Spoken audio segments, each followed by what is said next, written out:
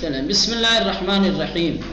الفاظ کی قسموں کو یاد کرنے کے لیے مشق. اس سے پہلے ایک مقام پہ ایک جگہ پہ اشارہ کیا تھا، بتایا تھا کہ کلام عرب میں کلمات تین قسم طرح کے ہوتے ہیں، تین طریقے کے کلمات ہوتے ہیں.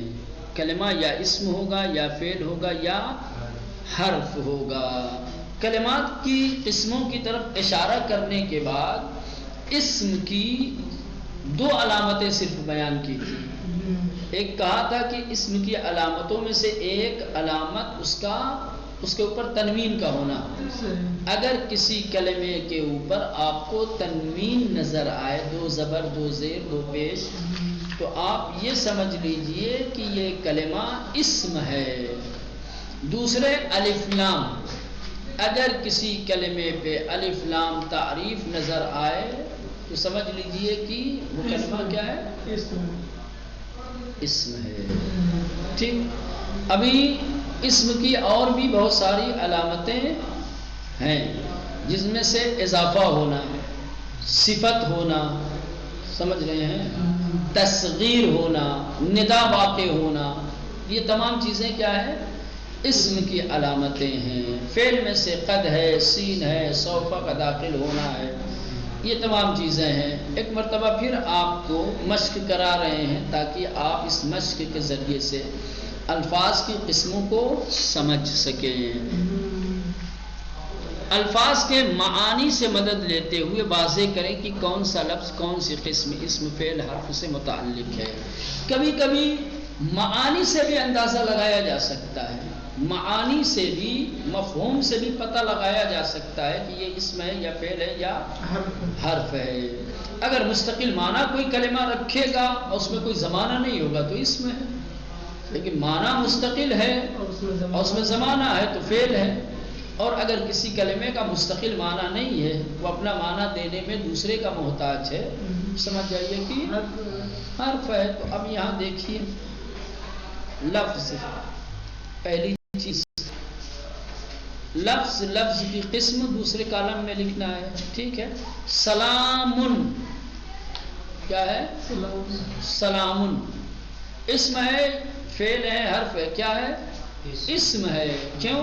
تنوین ہے اس کے، اور معنی کے اعتبار سے بھی سلامتی کے ہیں، کوئی زمانہ نہیں اس میں. الکتاب یہ بھی اسم ہے، الف لام اس کے اوپر داخل ہے. ملکن یہ بھی کیا ہے؟ اسم ہے، تنوین. المؤمنین یہ بھی کیا ہے؟ یہ بھی اسم ہے، الف لام اس میں ہے. فی اس کا میں اس کا مستقل معنی نہیں ہے، لہذا یہ کیا ہے؟ حرف ہے. قال اس نے کہا، ٹھیک ہے، یہ کیا ہے؟ فعل ہے. استفا اس نے چنا، اس نے انتخاب کیا، کیا ہے؟ فعل ہے. کان تھا، یہ بھی کیا ہے؟ فعل ہے. اعبدو تم سب عبادت کرو، فعل ہے، فعل امر. نوحن اسم ہے، نوح. صدیقن یہ بھی اسم ہے. اللہ یہ بھی الہ سے بنا ہے، اللہ. و اور یہ بھی یہ حرف ہے. نبی جن اسم ہے. اتقو فعل ہے. العالمین اسم ہے. ما کان نہیں تھا، نہیں ہے، یہ بھی کیا ہے؟ فعل ہے. الناس اسم ہے، الف لام. اخذنا فعل ہے.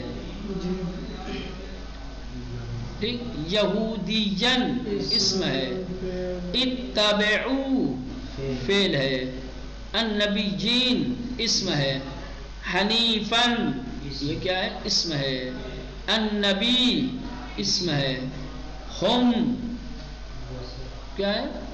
ضمیر. ضمیر بھی اسم میں شمار کی جاتی ہے، ضمیر کا شمار بھی اسم میں ہوتا ہے. مسلمن اسم ہے، آمنو فعل ہے، من حرف ہے، فا کیا ہے؟ حرف ہے، قم یہ ضمیر ہے، اسم کہا جائے گا اس کو، حرف ضمیر ہے، ضمیر کا شمار معارف میں ہوتا ہے، کا یعنی تم، آتینا فعل ہے، اسوتن اسوتن اسم، الہن کیا ہے؟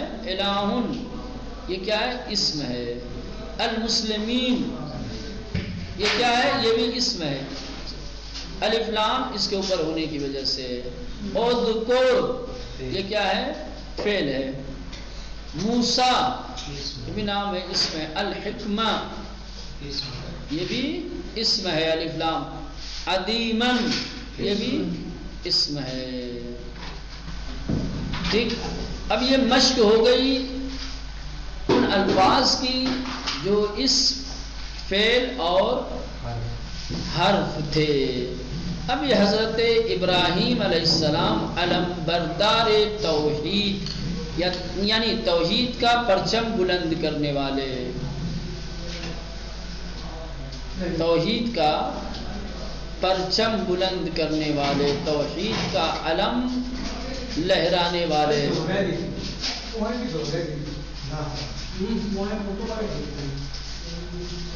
ہاں کہہ رہے ہیں کہ اب بہت سارے لوگوں کے ذہنوں میں یہ سوال پیدا ہوتا ہے کہ خدا کس کو نبوت عطا کرتا ہے؟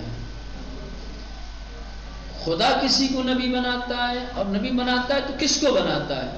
یا یہ کہ پیغمبر کوئی ایسی اتفاقی بن جاتا ہے، اچانک کسی کو منصب نبوت دے دیا گیا، اللہ نے کسی کو پیغمبر بنا دیا ہو، یا پیغمبر بننے کے لیے کچھ شرائط ہیں، ٹھیک، خدا اس کو بناتا ہے، کون بناتا ہے، کس کو بناتا ہے، یہ تمام اس طریقے کے سوالات کریں کہ اس طریقے کے سوالات کا قرآن مجید نے مختلف جواب دیا ہے۔ پیغمبر کون بناتا ہے، کس کو بنایا جاتا ہے، اس طریقے کے سوالوں کا جواب قرآن مجید نے مختلف طریقے سے دیا ہے۔ مثلا ارشاد ہو رہا ان اللہ اصطفیٰ آدم و نوح و آل ابراہیم و آل عمران علی العالمین،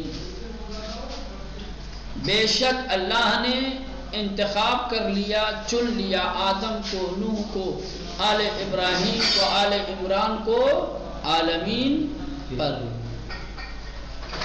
فضیلت دی ہے۔ اب جو لفظ اصطفیٰ ہے جس کا مطلب ہوتا ہے چننا، انتخاب کرنا، معین کرنا، اس سے اندازہ یہ ہوتا ہے کہ پیغمبر ہونا کوئی اتفاقی بات نہیں ہے۔ جہاں لفظ چننا ہوتا ہے، چننا انتخابی نہیں، اتفاقی نہیں ہوتا ہے۔ آپ جاتے ہیں دکان پہ کپڑا لینے کے لیے، تو جو کپڑا آپ چن کر کے لاتے ہیں وہ اتفاقی ہوتا ہے نا؟ جاتے ہیں پوری بازار میں، نظر دوڑاتے ہیں، دیکھتے ہیں، ہاتھوں سے مس کر کے اس کی جنس دیکھتے ہیں، اس کا رنگ دیکھتے ہیں، اس کی قیمت پوچھتے ہیں، نہ جانے مثلاً کی وقت اس پہ باقاعدہ طور پہ خرچ کرتے ہیں،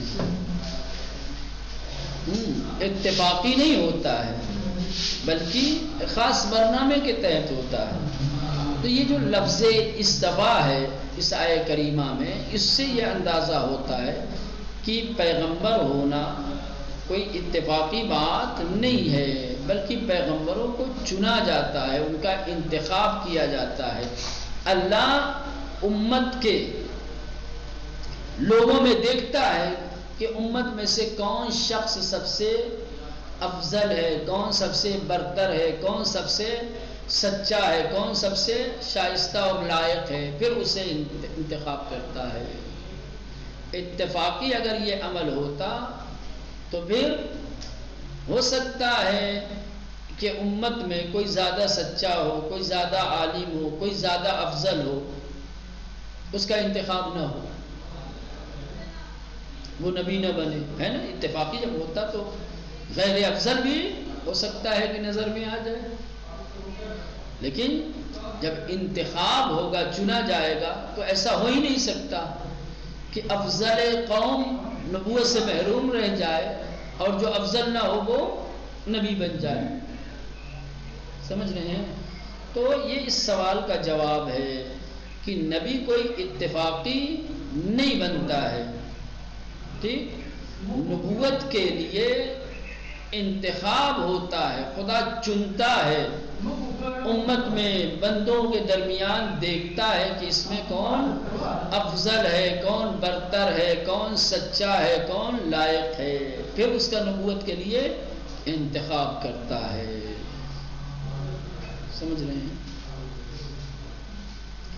اور یہ بھی نہیں ہے کہ اللہ نے نبوت کے لیے انتخاب کر لیا، چن لیا اور پھر اسے آزادی دے دی کہ اب جاؤ، جا کر کے بندوں کی ہدایت کرو۔ نہ، منصب نبوت کے لیے چننے کے بعد اللہ ان سے عہد و پیمان لیتا ہے کہ وہ خود بھی سیدھے اور سچے راستے پر قائم رہیں گے اور دوسروں کو بھی سچے اور سیدھے راستے کی طرف بلائیں گے۔ ٹھیک؟ تو پہلی بات یہ کہ نبیوں کا اللہ انتخاب کرتا ہے، نبیوں کو اللہ چنتا ہے، امت کے درمیان، امت کے بیچ جو سب سے سچا، سب سے صادق، سب سے لائق ہوتا ہے، اللہ اسے نبی بناتا ہے۔ دوسری بات، نبی بنانے کے بعد اللہ اسے آزاد نہیں چھوڑتا بلکہ اس سے عہد و پیمان لیتا ہے۔ کس بات کا؟ کہ وہ خود سچے راستے پر، سیدھے راستے پر قائم رہے گا اور دوسروں کو بھی سچے اور سیدھے راستے کی طرف دعوت دے گا اور بلائے گا۔ یہ کہاں سے کا؟ پہلی بات تو سمجھ میں آ گئی کہ نبی کا انتخاب خدا کرتا ہے، ان اللہ اصطفیٰ، اللہ چنتا ہے، لیکن یہ کہ عہد و پیمان لیتا ہے، یہ بات کہاں سے؟ تو یہ آیہ کریمہ ہے، وَإِذْ أَخَذْنَا مِنَ النَّبِيِّينَ مِيثَاقَهُمْ وَمِنْكَ، اور ہم نے نبیوں میں سے، تمام نبیوں سے، اور ہم نے نبیوں میں سے عہد و پیمان لیا، وَمِنْكَ، اور یہ عہد و پیمان ہم تم سے بھی لیں گے، یعنی اللہ نے تمام نبیوں سے عہد و پیمان لیا ہے۔ اور پھر یہاں پر چند نبیوں کا ذکر کیا ہے کہ یہ جو تمام نبی ہیں یہی لوگ، یہ وہی انبیاء ہیں جن کا اوپر انتخاب کیا ہے اللہ نے، ہے نا؟ اوپر والے میں بھی نوح، ابراہیم، موسیٰ، عیسیٰ تھا، آل عمران تھا، یہاں یہ وہی نبی ہیں جن کا انتخاب اللہ نے کیا ہے، انہی سے اللہ نے عہد و پیمان بھی لیا ہے۔ لہذا بات اب جو چل رہی تھی حضرت ابراہیم علیہ السلام، جو توحید کے سب سے بڑے علمبردار اور سب سے بڑے توحید کا پرچم بلند کرنے والے تھے، ٹھیک ہے؟ ان کے لیے قرآن مجید میں بہت ساری آیات ہیں، ان کے لیے قرآن میں خدا کے بندوں میں سے برترین اور افضل ترین بندوں میں ان کا شمار کیا گیا ہے، جو قابل درود اور قابل سلام ہیں، قرآن میں جن کے اوپر درود و سلام بھیجا گیا ہے، جنہیں صدیق اور سچا اور نبوت کے اہل بتایا گیا ہے۔ حضرت ابراہیم خدا کے برترین بندوں میں سے تھے جو خدا کے درود و سلام کے مستحق قرار، خدا کی طرف سے جو قابل تسلیم ہوتا ہے، قابل درود و سلام ہوتا ہے، وہ کوئی عام انسان نہیں ہوتا، وہ خدا کا مخلص اور نیک بندہ ہوتا ہے۔ سلام علی ابراہیم، اللہ نے حضرت ابراہیم پر سلام بھیجا، وَإِنَّهُ مِنْ عِبَادِنَا الْمُؤْمِنِينَ، اللہ نے انہیں بندے مومن میں سے قرار دیا ہے، ٹھیک؟ اس کے علاوہ وَاذْكُرْ فِي الْكِتَابِ ابراہیم، اللہ نے اپنے نبی کو حکم دیا ہے، کہا ہے کہ کتاب میں ابراہیم تذکرہ کرو، اِنَّهُ كَانَ صِدِّيقًا،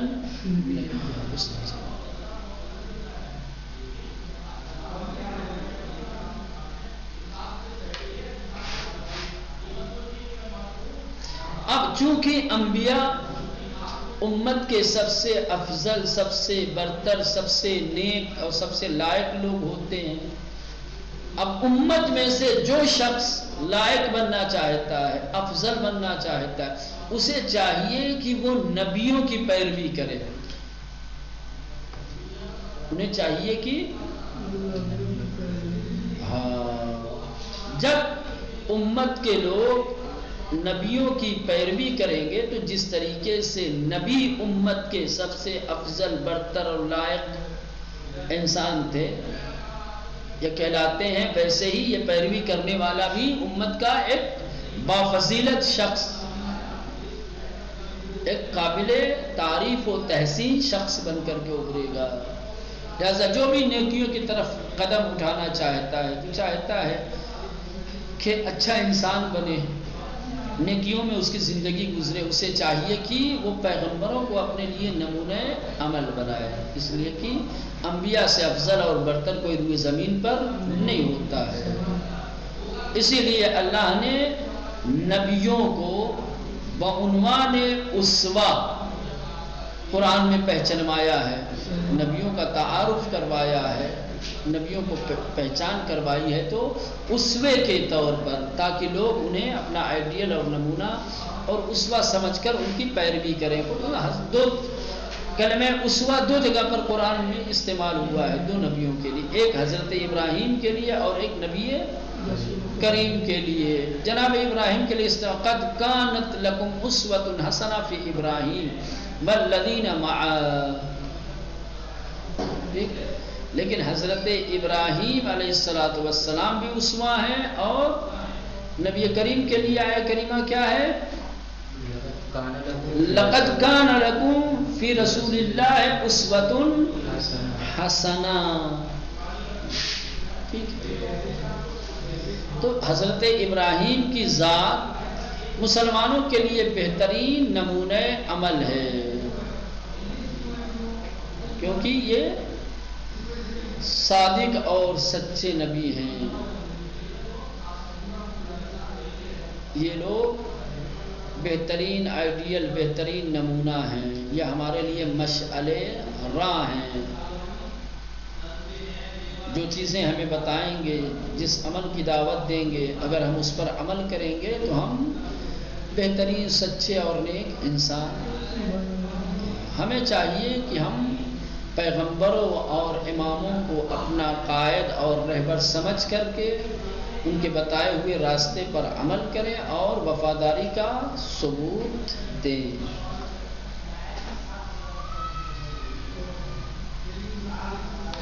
حضرت ابراہیم علیہ السلام کو اللہ نے جو خصوصیات عطا کی ہیں وہ کئی ہیں، متعدد خصوصیات قرآن نے ذکر کیے ہیں.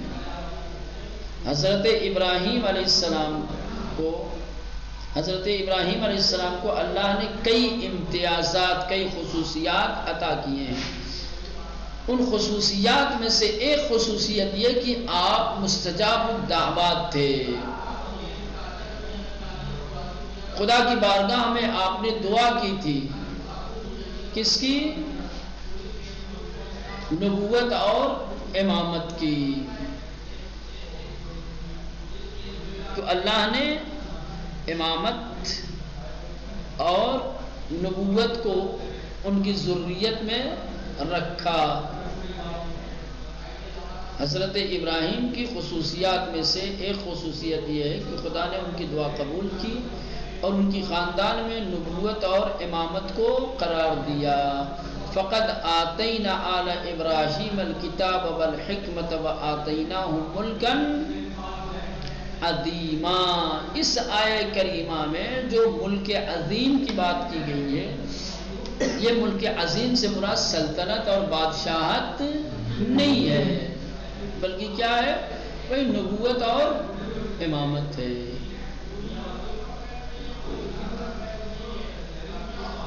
ظاہر سی بات ہے، جس نبی کو اللہ نے یہ مقام اور یہ مرتبہ عطا کیا ہے تو اس کی طرف لوگ اپنے آپ کو منسوب کریں گے. یہ ایک فطری چیز ہے اور تجربہ شدہ اور دیکھی ہوئی مشاہدے کی بات ہے، جب کوئی شخصیت عظیم ہوتی ہے، جب کوئی شخصیت بڑی ہوتی ہے تو لوگ اپنے آپ کو اس سے منسوب کرتے ہیں نا؟ بڑی شخصیتوں سے اپنے آپ کو منسوب کرنے میں لوگ بڑائی سمجھتے ہیں، ہے نا؟ کہ بڑی شخصیت ہو، بڑی ذات ہو، بڑی بافضیلت ہو، تو کہیں گے تم ہمارے وہ لگتے ہیں، ہاں میرا تعلق ہے ان سے، میری دوستی ہے ان سے، ہمارے خاندان کے ہیں، ہمارے گاؤں کے ہیں، جو بھی جیسے بھی انتساب ہو، ٹھیک۔ اب حضرت ابراہیم علیہ السلام جن کو اللہ نے خصوصی امتیاز دیا ہے، جن کی ذریت میں، جن کی نسل میں اللہ نے امامت اور نبوت کو رکھا ہے، تو اب ظاہر سی بات لوگ اپنے آپ کو ان کی طرف منسوب تو کریں گے۔